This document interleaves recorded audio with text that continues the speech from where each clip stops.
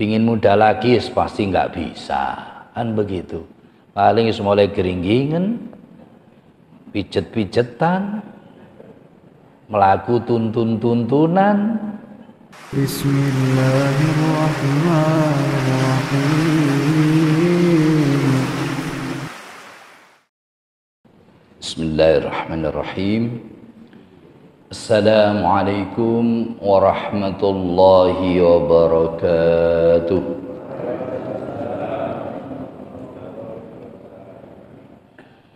Innal hamdalillah nahmaduhu wa nasta'inuhu wa nastaghfiruh wa na'udzu billahi min shururi anfusina wa min sayyiati a'malina. Innahu may yahdihillahu fala mudilla lahu wa may yudlilhu fala hadiyalah.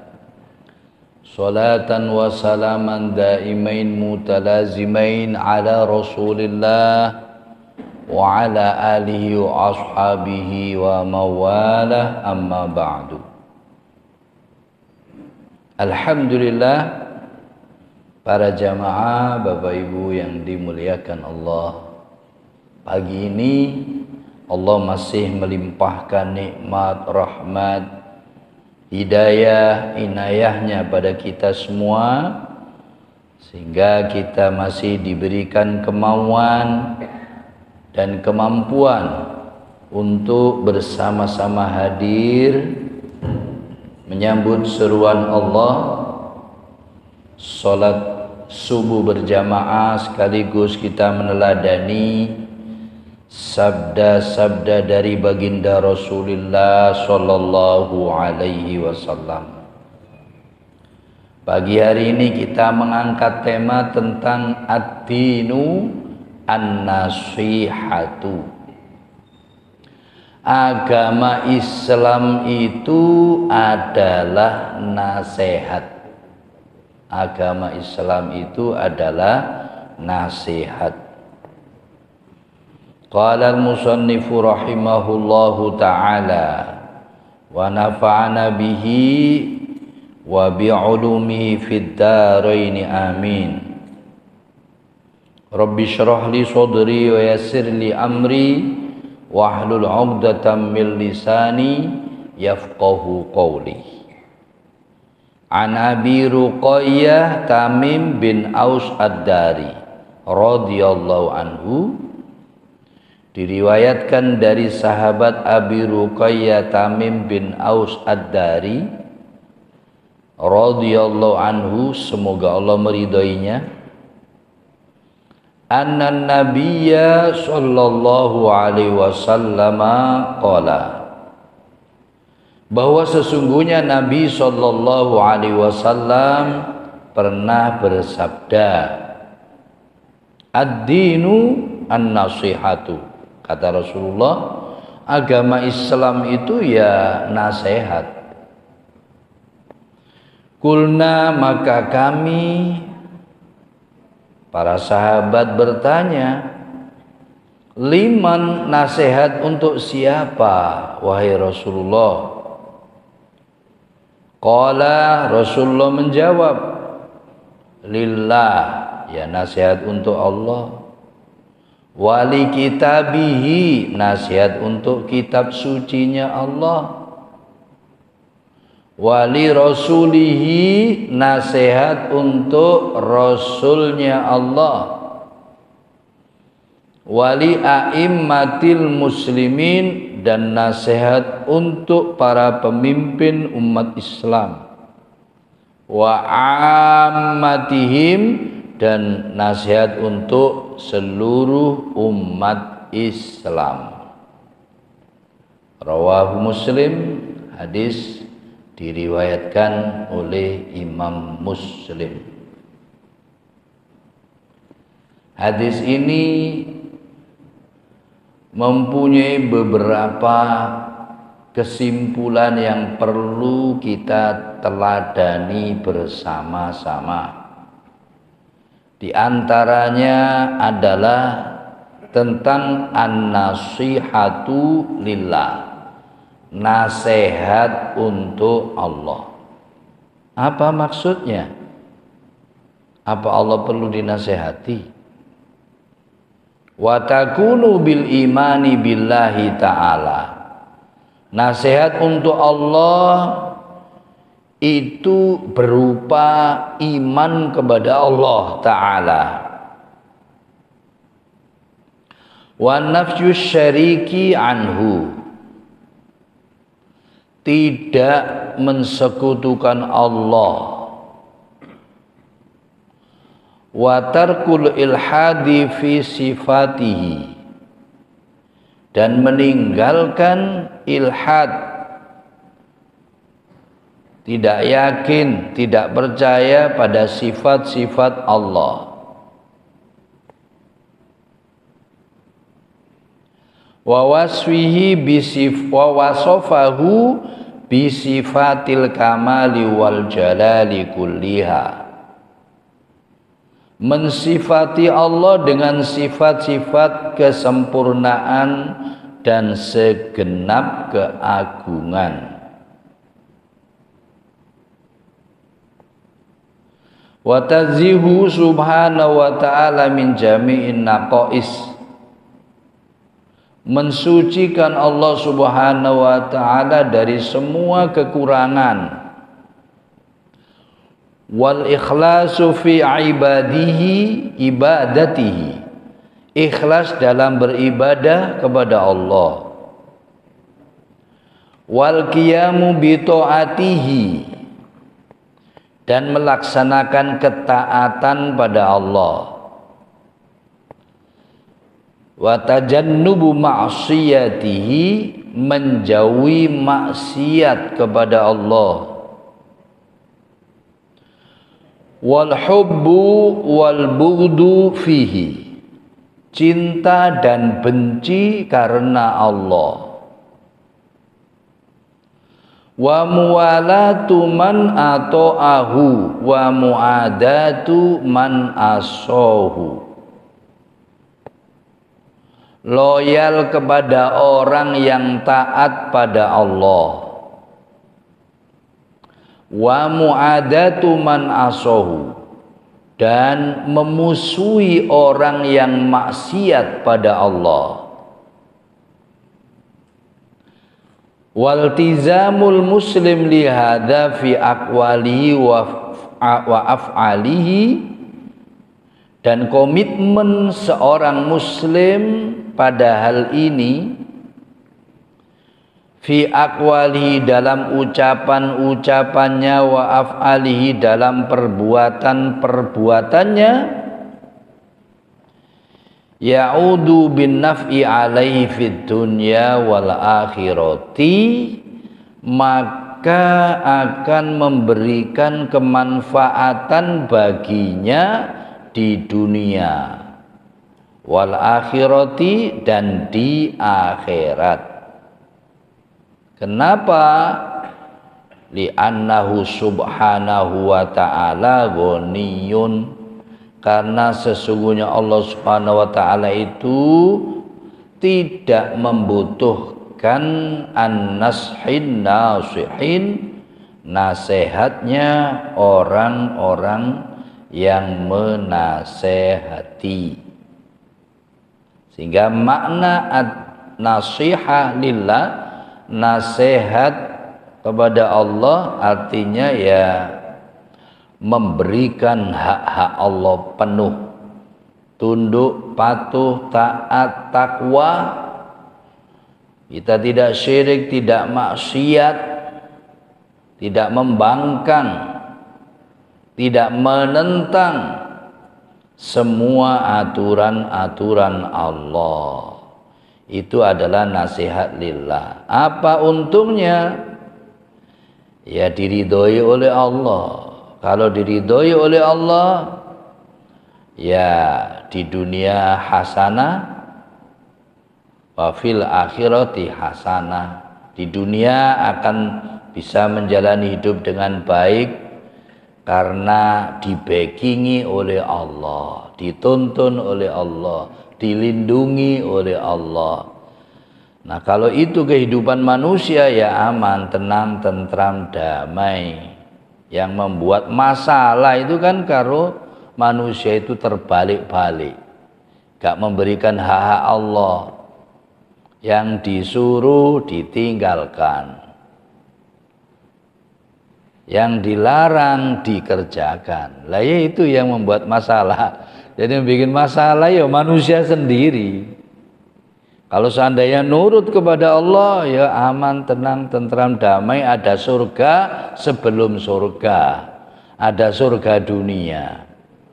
Yang membuat masalah itu ya manusia sendiri itu, dengan hawa nafsunya tersebut, kemudian tidak mau taat, tidak mau takwa, tidak mau tunduk, tidak mau nurut kepada Allah Subhanahu wa taala, maka sudah berapa umur dunia ini? Masalah manusia nggak pernah bisa selesai, ya karena tidak nurut tuntunan Allah, nasihat Allah, aturan Allah. Sehingga kehidupannya akhirnya kadang-kadang yang dimaui jaya tambah ambruk, yang dimaui terhormat tambah ajur, tambah terhina, ya gara-gara tidak mau taat Allah, tidak mau takwa pada Allah, malah taat pada nafsunya. Jangankan kita orang-orang biasa, rasul-rasul Allah, nabi-nabi Allah, orang-orang suci aja dimaki, difitnah, diusir, mau dibunuh. Nah, bagaimana manusia akan mendapatkan kebahagiaan, kebaikan dunia dan akhirat kalau sama nabi-nabi, rasul-rasulnya Allah aja begitu? Padahal sudah tahu betul itu adalah utusan Allah, orang-orang yang suci, orang-orang yang nggak punya dosa, dan orang-orang yang akan menyelamatkannya. Tapi ternyata kita paham, kita tahu, kita dengar bersama manusia itu Masya Allah malah menolak, memusuhi, memfitnah, mengusir, ada yang berusaha membunuh nabi-nabinya tersebut.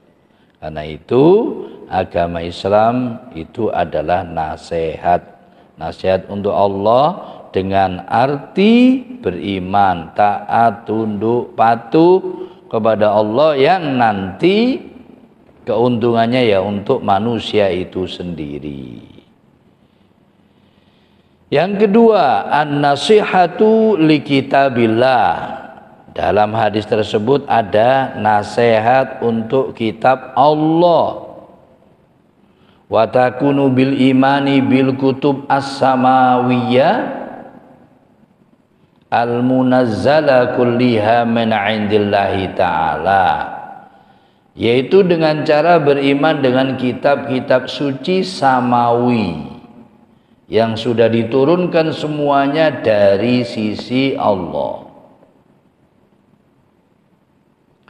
Wal imanu bi anna hadzal Qur'an khatamun laha wa syahidun 'alaiha, dan beriman bahwa sungguhnya Al-Qur'an adalah penutup dari seluruh kitab-kitab samawi dan sekaligus menjadi saksi bagi kitab-kitab samawi. Wa huwa kalamullahi ta'ala al-mu'jiz. Al-Quran merupakan kalamullah ta'ala al-mu'jiz. Jadi merupakan firman Allah ya Al-Quran itu. Bukan kalam Muhammad, bukan ucapan Nabi Muhammad sebagaimana yang dikatakan oleh Panji Gumilang waktu itu, juga oleh orang-orang, sebagian orang-orang orientalis barat mengatakan the Muhammadanisme, seakan-akan Quran itu adalah bikinan Nabi Muhammad. Bukan, Quran adalah kalamullah yang merupakan mukjizat. Hafadhahu fi sudur was sutur, di mana Al-Quran itu dijaga oleh Allah di dada, artinya ya di hati-hati manusia, dengan banyaknya para penghafal-penghafal Al-Quran. Alhamdulillah makin kesini para penghafal Quran itu makin banyak. Bahkan sekarang banyak program-program SMA hafal Al-Quran, yaitu di pesantren-pesantren, termasuk di pesantren yang saya asuh, itu targetnya lulus SMA hafal Quran. SMP-nya 15 juz, SMA-nya 15 juz. Dan alhamdulillah tercapai. Sudah beberapa kali, beberapa angkatan berhasil. Alhamdulillah. Sehingga sampai sekarang Quran ini masih utuh, tidak berkurang satu huruf pun sebagaimana turun dulu kepada Nabi Muhammad, yang bisa merubah dunia minadz-dzulumati ilan nur, dari kegelapan menuju cahaya, minal jahiliyah, dari jahiliyah kepada Islam. Dulu ya Al-Quran itu, sehingga manusia akhirnya merasakan di puncak kejayaan lahir batin. Nah, kalau mau kita bisa mengulang kembali, karena Qur'annya itu ya masih ada pada kita, yaitu dengan kita teladani bersama-sama. Wah, rusaknya sudah parah sekarang. Rusaknya sekarang sudah multidimensi. Gampang Bapak Ibu sekalian, kita mulai dari diri sendiri. Kalau mau menginginkan perbaikan sebagaimana dulu zaman Rasulullah, kita gampang, kita mulai dari diri sendiri masing-masing. Kalau masing-masing mau begitu, nanti juga akan meluas kebaikan itu. Alhamdulillah, dengan banyaknya para penghafal Quran itu, nyampe Quran ini sampai kita sekarang. Dan kalau ada upaya penyelewengan, pasti ketahuan, walau cuma satu huruf, apalagi satu surat, satu juz, pasti ketahuan. Karena Allah menjaganya dengan dimudahkan para penghafal Quran mulai zaman Rasulullah sampai sekarang, sampai kiamat insya Allah. Wasutur, dan di lembaran-lembaran, di mushaf tertulis. Wa takaffala subhanahu bidzalik, dan semua itu sudah ditanggung oleh Allah Subhanahu wa taala sendiri, sebagaimana dinyatakan oleh Allah surat Al-Hijr ayat 9, A'udzu billahi minasyaitonir rajim, Inna nahnu nazzalna dzikra wa inna lahu lahafizun.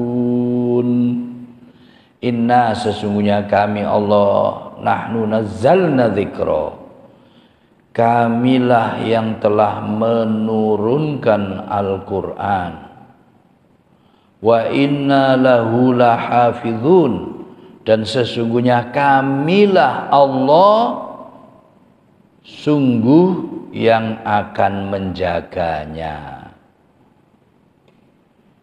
Berdasarkan jaminan ini sudah terbukti para jamaah sekalian, sudah 1400 tahun lebih, sampai sekarang lihat Quran itu masih utuh, asli, murni, nggak ada campur tangan siapapun. Walaupun banyak upaya-upaya penyelewengan sejak zaman Rasulullah, nggak ada yang berhasil. Ini sekaligus membuktikan kebenaran Al-Quran, kebenaran Islam. Ketika Allah sudah jaga, dijaga betul, sampai sekarang utuh, bersih. Bahkan ya kalau satu huruf aja berubah pasti ketahuan.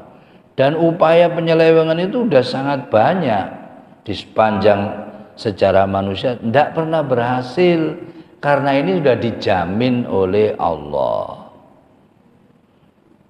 Jadi Quran yang ada pada kita, di tangan kita, di rumah masjid kita itu asli, sebagaimana yang diturunkan dulu kepada Nabi Muhammad yang merubah bangsa-bangsa, menjadi di puncak kejayaan, yang merubah dunia gelap menjadi terang, manusia hina menjadi mulia, manusia melarat kiri menjadi kaya raya lahir batin. Ya Quran itu yang bisa merubah. Dan ini juga akan dijanjikan lagi di zaman akhir akan terjadi lagi ketika dipimpin oleh seorang keturunan Rasulullah yang bernama Imam Mahdi. Maaf, bukan Mas Catur ya, Imam Mahdi. Tapi mudah-mudahan dengan upaya-upayanya Mas Catur dan kawan-kawan ini, merupakan ini termasuk salah satu cara yang menyebabkan kita diridhoi Allah. Nanti dipantaskan kumpul Imam Mahdi di surga. Amin. Kata Rasulullah, nanti di tengah puncak kezaliman, kegelapan dunia akan diturunkan lagi sosok yang bernama Imam Mahdi, menerangi dunia lagi. Dengan apa? Ya dengan Quran ternyata. Dan nanti akan berhasil. Sampai 7 tahun itu makmur, adil, gemah, ripaloh, jinawi, sampai tidak ada orang yang nerima sodako. Jadi segera ya Bapak Ibu sekalian, mumpung sekarang banyak yang nerima, segera sedekah. Karena satu saat nanti nggak ada yang nerima, susah juga kalau nggak ada yang nerima. Kita pingin pahala nggak dapet, nggak ada yang nerima. Sementara di rumah duit buang-buang. Nggak kerja teko dewe, namanya makmur. Gak golek duit, duit numpuk di rumah. Orang wis gak mau duit sudah. Ya memang kalau Allah sudah menghendaki gitu ya begitu terjadi. Dan sebentar lagi seperti itu.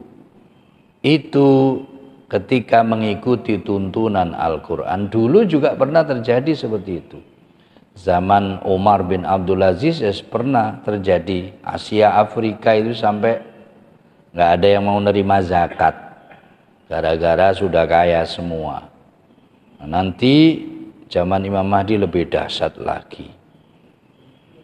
Kenapa bisa begitu? Ya karena ngikuti Quran. Nah, Quran itu tuntunan Allah. Sekarang hancur-hancuran kayak gini, rusak kayak gini dunia, ya karena tidak ngikuti tuntunan Al-Quran.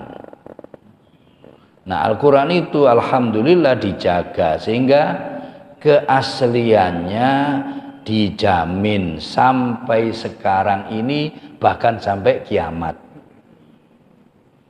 Kenapa Injil, Zabur, Taurat, Suhuf Ibrahim hilang? Nggak ada yang asli sampai sekarang ini, sehingga mereka tersesat gak karu-karuan. Injil aja dulunya cuma satu, Injil Isa, kemudian berkembang menjadi 70 jenis Injil. Bingung orang-orang Kristen itu, ya apa jadi banyak gini. Bikinlah muktamar untuk meringkas kitab suci. Lah kitab sucinya diringkas jadi 4. Nah itu ya bukan kitab suci kalau udah gitu, diringkas-ringkas dan jelas Injil yang ada sekarang bukan Injilnya Isa. Nah kalau kitab sucinya udah ndak asli, ya jelas umatnya sesat, sudah jelas. Wong kitabnya aja ndak asli, bagaimana mengikuti tuntunannya? Andai Qur'annya ndak asli, ya kita sesat juga. Alhamdulillahnya kalau soal Quran itu dijamin oleh Allah sampai kiamat nggak akan ada orang yang mampu untuk menyelewengkan Al-Quran karena Allah yang jaga. Dan sekarang sudah terbukti, sudah 1440 tahun. Itu nggak ada perubahan dalam Al-Quran, nggak ada, semuanya asli sebagaimana diturunkan zaman Rasulullah tersebut. Ada merubah satu huruf aja dalam Quran mesti ketahuan, karena banyaknya para penghafal Al-Quran tersebut. Dan itu salah satu cara Allah menjaga keaslian Al-Quran selain yang ditulis. Lah dulu, wong sekarang aja ya jarang ada yang hafal Injil, hafal Taurat apa enggak ada. Quran yang bisa dihafalkan gitu. Sehingga umat-umat yang lain sesat ya wajar, wong kitab sucinya wis enggak asli, ya jelas sesatnya. Kenapa kok enggak asli? Injil Isa, Taurat, Suhuf Ibrahim, Zabur dan kitab samawi yang lain, karena tidak dijaga oleh Allah. Kenapa tidak dijaga? Sama-sama kitab suci. Karena kitab-kitab suci sebelumnya itu untuk kaum tertentu, untuk zaman tertentu, dan akan diturunkan nabi baru dengan kitab suci yang baru terus sampai sempurna. Makanya enggak dijaga. Nanti rusak, turun nabi baru, rusak lagi, turun nabi baru, terus sampai turun Nabi Muhammad dengan bawa kitab suci Al-Quran, itu menjadi penutup seluruh kitab suci, sekaligus menjadi saksi bahwa terhadap kitab suci sebelumnya. Kita hidup di zaman Al-Quran, alhamdulillah. Kalau mau sukses, mau baik, mau lurus, mau untung, ya tinggal kita nanya, sudah nurut Quran belum? Nah, gitu aja. Sudah paham Quran belum? Sudah ngamalkan Quran belum? Belum? Ya wajar kalau gitu, hidupnya marat-marit, ya wajar. Kalau sudah, ya pasti Allah yang nata, Allah yang akan menjaminnya. Sehingga yang harus kita pastikan adalah kita itu dekat Quran, paham Quran, ngamalkan Al-Quran, karena itu adalah panduan Allah, Tuhan sang pencipta seluruh alam, di langit dan isinya, di dunia dan seisinya, Allah lah yang bikin. Nurut aman, nurut yang punya alam. Gak nurut ya pasti tidak aman.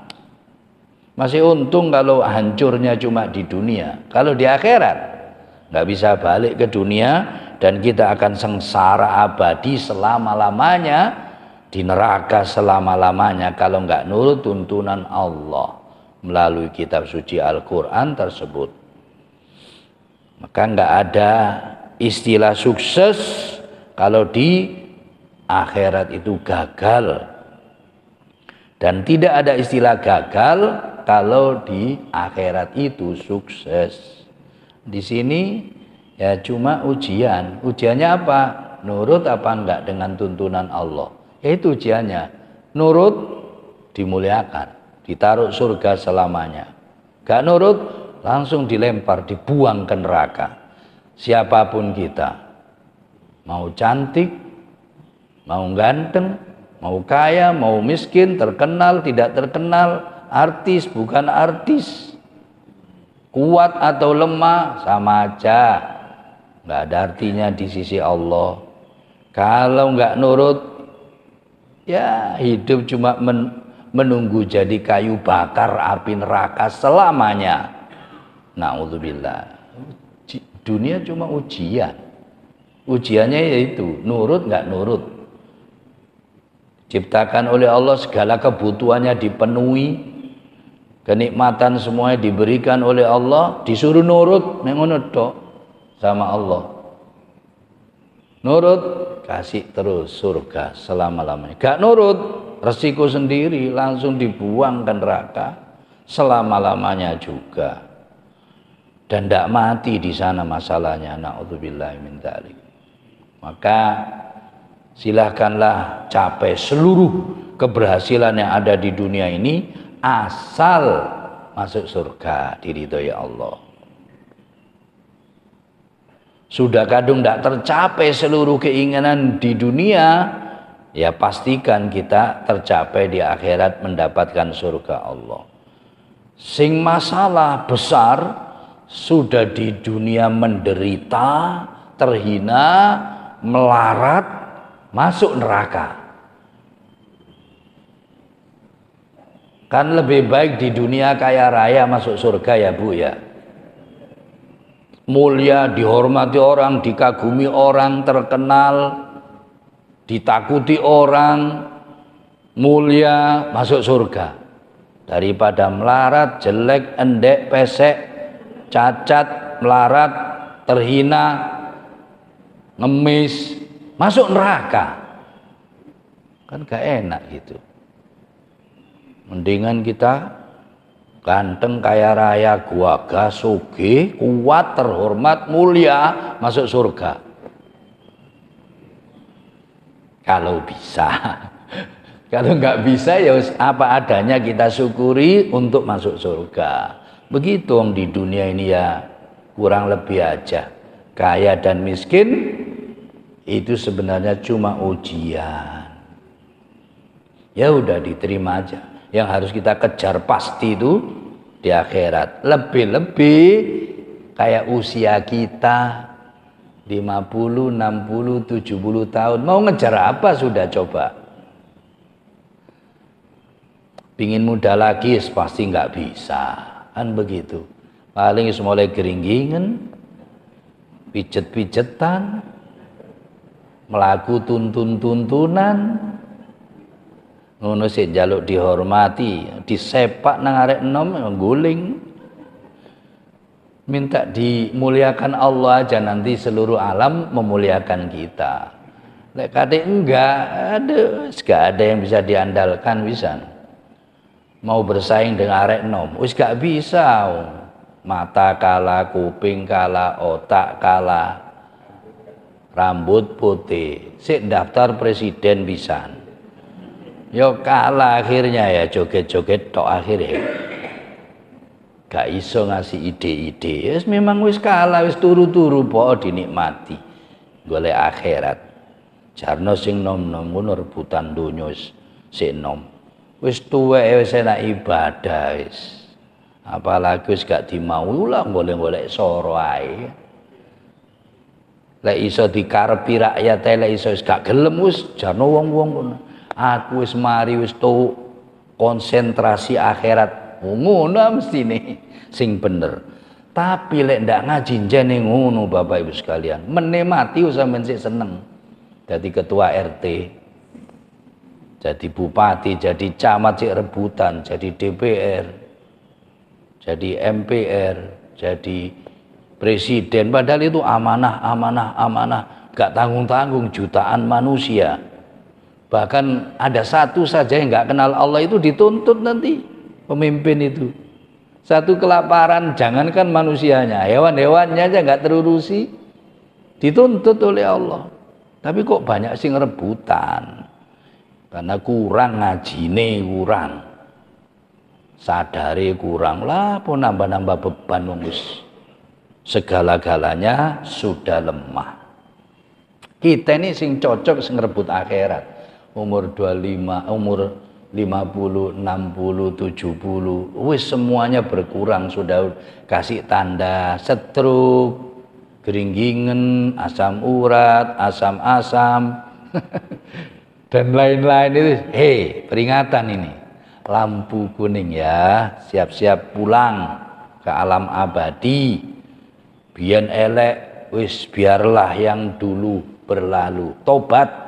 Ngono saatnya tobat. Wong masa lalu nggak bisa diputer ulang. Dulu molimo, madat, madon, mudin, apa?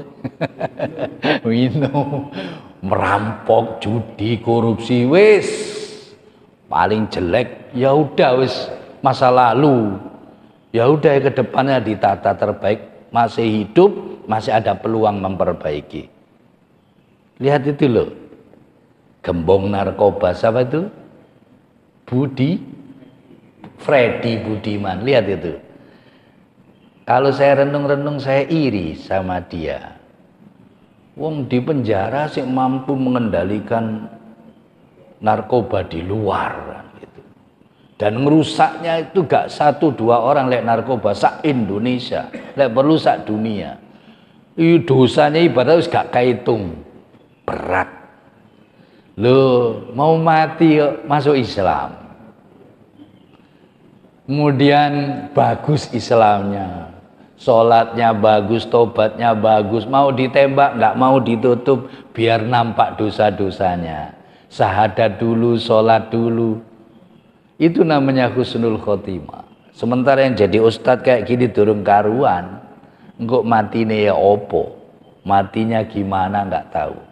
Makanya kita itu dilarang, kita itu sombong dengan kebaikan kita, karena kita nggak tahu kapan mati dan bagaimana nasib kita lek mati. Yo banyak contoh orang baik, ulama besar, ahli masjid mati kafir yo ada di zaman sahabat, bahkan di zaman Rasul, bahkan yo ada itu. Bahkan hari-hari di Masjid Madinah, bukan di Masjid Nurul Iman Rungkut ini, Rungkut Harapan ini, bukan masjid ini, Masjid Madinah. Iktikaf terus di situ. Tahu orangnya? Akhirnya su'ul khotimah. Yang itu loh, Sa'labah. Pernah ingat ya? Sa'labah itu dijuluki Hammamatul Masjid, burung darahnya masjid, karena ndak pulang-pulang dari masjid. Kayak Mas Catur ini. Ahli masjid, ngeramut masjid, tapi gara-gara beliau ndak lulus diuji dengan kemelaratan, datang pada Rasulullah, ya Rasulullah, sudah bosen saya melarat, sudah capek, tolong doakan supaya kaya. Gitu aja udah bagus kamu, ahli masjid, ikut ngaji. Oh nggih, pulang, kapal minta lagi sampai ketiga. Nanti kalau saya kaya ya Rasulullah, saya bisa bangun 1000 masjid, bangun dakwah, bisa saya biayai dakwah, bantu orang-orang lemah, terutama ustadz-ustadz yang nggak punya rumah, saya bisa belikan rumah, saya bisa bikinkan pondok. Nanti setiap ustadz Jawa Timur, Indonesia, tak berikan alpat satu-satu untuk dakwah. Khusus Ustadz Fadil Lamborghini untuk dakwah, lek perlu helikopter. Ngono ta? Kan biasa Pak ya, Bu ya. Orang lek melarat kan biasa gitu kan? Durung sugih mulai janjine wake. Tolong Ustadz, doakan Ustadz, engko lek berhasil Ustadz 10 miliar. Biasa kan? Ustadz 1 triliun. Engko lek berhasil kira-kira ya apa, Bu? Supe, ngapunten, lali, lalai, lupa. Kapan nggak pernah kenal Ustadz Fadil? Ngono. Nggak pernah saya ngomong janji-janjikan. Siapa Ustadz Fadil, siapa sih? Orang mana sih? Padahal dulu bendino kumpul ngaji begini. Les berhasil ditakoni wong liya, gak kenal jari ini. Boleh jadi DPR, boleh jadi bupati, boleh jadi ketua partai, boleh kaya raya. Oh, ngono iku menungso. Makanya aja percaya Pak ya, Bu ya. Lek sik lek sik ana kanca dulur tangga melarat, dongakno Bu, dongakno Pak, engko tak kei wis aja dianggep. Mesti lali engko wis berhasil, kecewa kita. Wis sugih-sugih karepmu dhewe, wis ndonga-ndonga dhewe. Konono ae. Soalnya biasa ya wong melarat iku ngono. Kalau didungano temen, dibelani temen, diajari temen, didukung temen, wis berhasil, lali. Yes, mengecewa. Nah, biasanya seperti itu. Kayak Sa'labah. Ya seperti itu. Setelah didoakan oleh Rasulullah langsung kaya raya, wong dongane Rasulullah, kaya raya, terkaya. Pertama kali yang biasa ke masjid gak ke masjid, biasa Jumat akhirnya gak Jumatan, ngurusi duwike kan gitu, wis gak mentas, akhirnya wis gak jamaah, akhirnya ditarik zakatnya dari mau, lama-lama yang gak mau, aku soroi koyok ngene enake, dijauhi zakat nolak. Diutus sampai 3 kali oleh Rasulullah untuk ngambil zakat, gak mau, akhirnya turun ayat. Ampun sudah. Dikira Allah butuh duit apa? Dikira Islam butuh duit aja. Kita ngasih duit, kita infak, dukung ya untuk kita sendiri, bukan untuk Islam, bukan untuk Allah. Itu peluang, kesempatan diberikan oleh Allah untuk kita. Ketika nolak 3 kali, turun ayat, baru sadar. Mau dikasihkan zakatnya, maaf, Allah udah tidak terima. Rasulullah wafat, ganti Abu Bakar, mau zakat. Ini Abu Bakar, zakat saya, maaf. Rasulullah aja tidak berani. Kemudian Abu Bakar wafat, Umar, ya Umar, Amirul Mukminin, ini zakat saya. Ditolak Abu Bakar, Umar aja. Abu Bakar, Rasulullah aja tidak berani, apalagi saya. Biasa Bu ya, biasanya orang-orang jelek mau masuk neraka itu umurnya panjang. Ya kayak gitu itu, sakno sian Allah. Soalnya masuk kuburan langsung ke neraka, jadi kasih kesempatan enak-enak dulu di dunia gitu ya. Orang-orang baik biasanya cepat mati. Jadi enak mana sampean? Enak jadi orang baik apa orang jelek? Orang-orang jelek itu sering-sering malah umurnya panjang. Itu imam-imam itu. Rasulullah aja 63. Nah, lek sampean pengecualian. Sampean ini umurnya panjang, baik lek sampean ya. Pengecualian. Memang yang terbaik kayak sampean itu. Umurnya panjang dan baik. Lah itu. Karena tambah pahalanya, tambah investnya, tambah di akhiratnya, tambah derajatnya tinggi. Yang masalah kan panjang jelek, wah itu naudzubillah. Ya kayak kasus Halaba itu kisah su'ul khotimah, dan yang seperti itu banyak. Makanya kita kalau baik jangan sombong, jangan meremehkan orang lain, jelekan orang lain, jangan. Ada orang jelek itu gak usah dirasani, dielek-elek, jangan. Bilang naudzubillah, ngono ae, naudzubillah, mudah-mudahan saya dilindungi, anak turun saya dilindungi dari perbuatan keji seperti itu. Gitu. Lek sampean rasani elek-elek kadang-kadang itu kita dibales, nular moroan. Naudzubillah. Sebaliknya lek kita jelek jangan pernah putus asa. Karena pintu taubat selalu terbuka sebelum yatagorgor, sebelum nyawa di tenggorokan, sakaratul maut. Sebelum matahari terbit dari barat, masih bisa diperbaiki. Segera taubat. Terasa kita menjadi orang jelek, segera taubat. Mumpung masih dibuka oleh Allah. Gitu. Wa takunu nasihatul muslim li kitabi Rabbi azza wa jalla. Bagaimana sih nasihat seorang muslim pada kitabnya? Satu, bi qiraati wa hifdzi, dengan membacanya, dengan menghafalnya. Lianna fi qiraati iktisabul ilmi wal ma'rifah. Karena dengan membaca Al-Qur'an itu berarti mencari ilmu dan pengetahuan. Wa husulu taharatin nafsi, dengan membaca Quran itu bisa mensucikan jiwa. Wa safa'ud dhamir, bisa mensucikan hati. Wa ziyadatut taqwa, bisa menambah ketakwaan. Itulah istimewanya Al-Qur'an. Wa fi qiraatil Qur'ani hasanatun azimatun tuktabu fi sahifatihi. Dan di dalam membaca Al-Qur'an itu ada banyak kebaikan-kebaikan yang agung yang akan ditulis dalam lembaran amal baiknya. Wasafaatun yajidwa fintidhari yaumal qiyamah.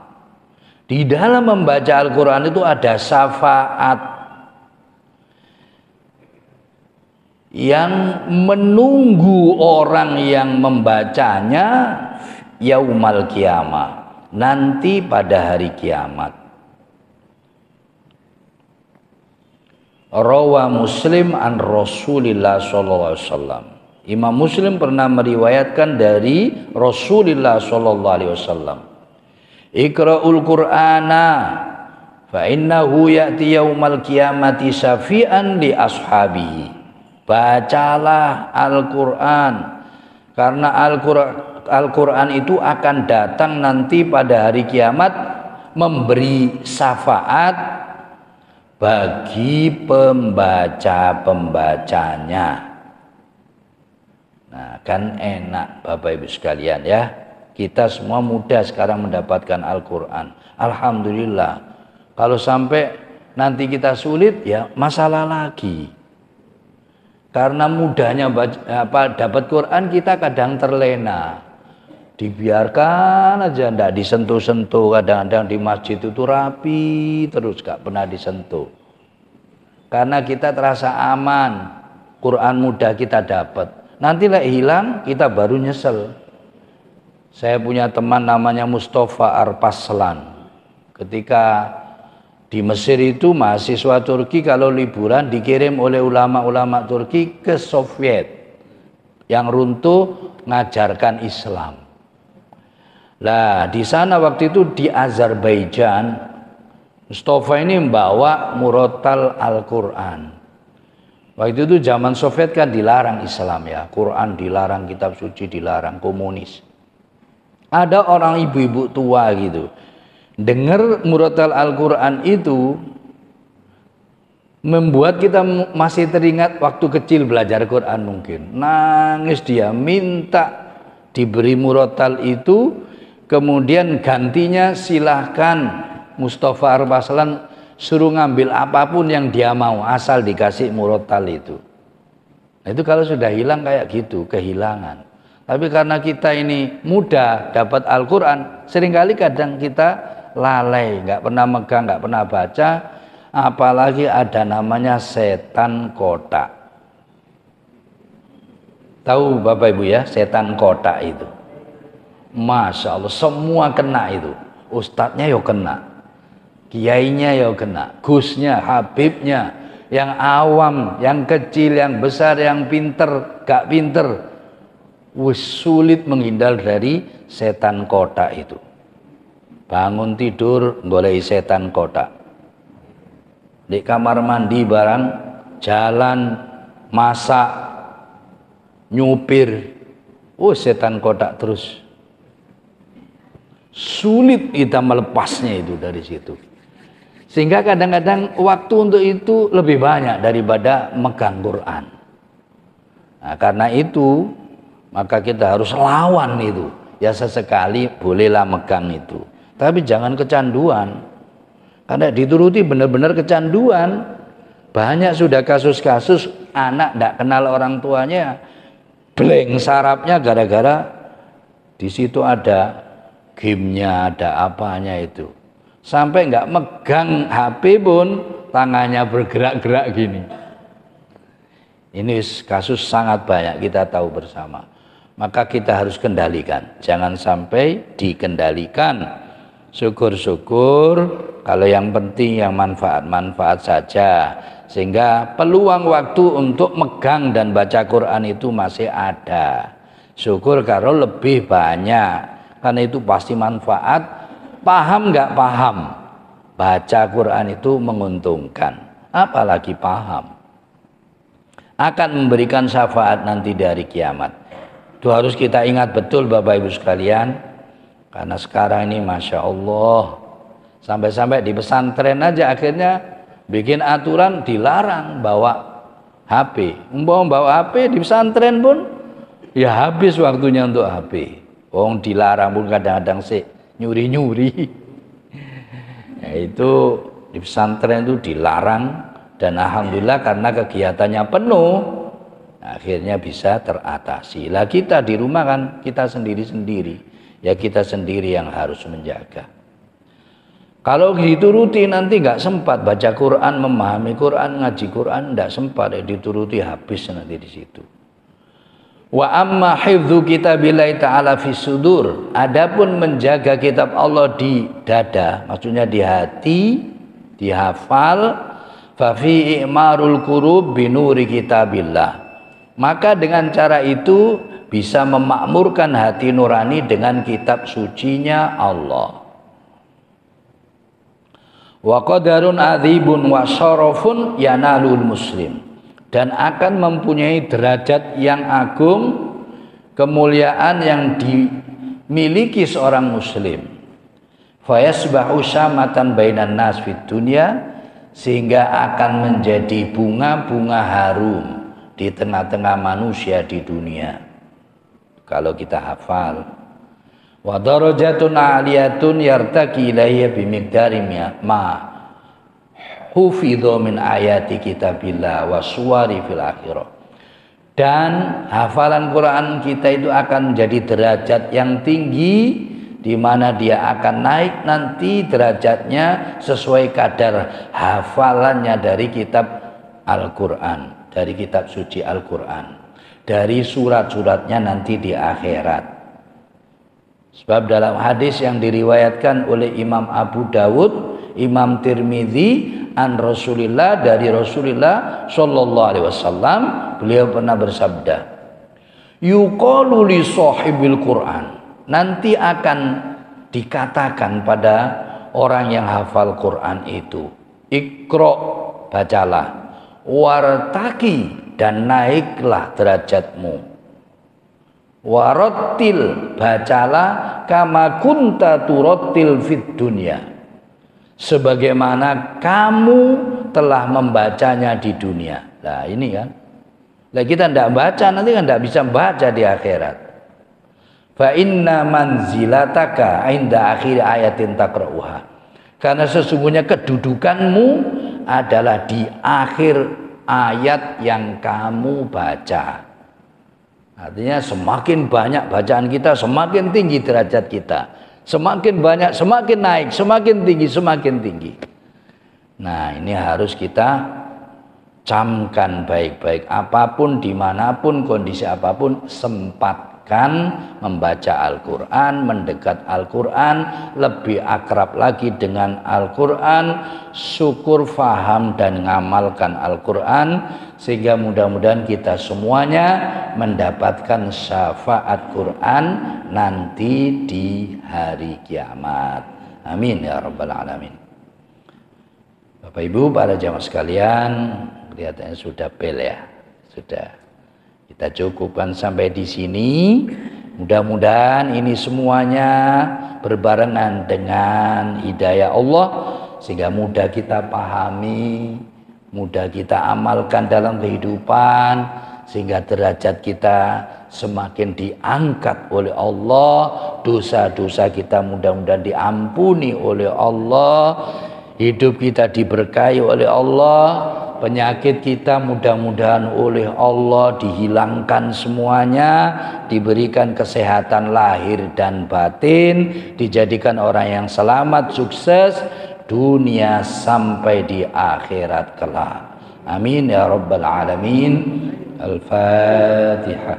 A'udzubillahi minasyaitonir rajim. Bismillahirrahmanirrahim. Alhamdulillahi rabbil alamin arrahmanir rahim. Maliki yaumiddin, iyyaka na'budu wa iyyaka nasta'in. Ihdinas siratal mustaqim, siratal ladzina an'amta 'alaihim ghairil maghdubi 'alaihim waladdallin. Amin.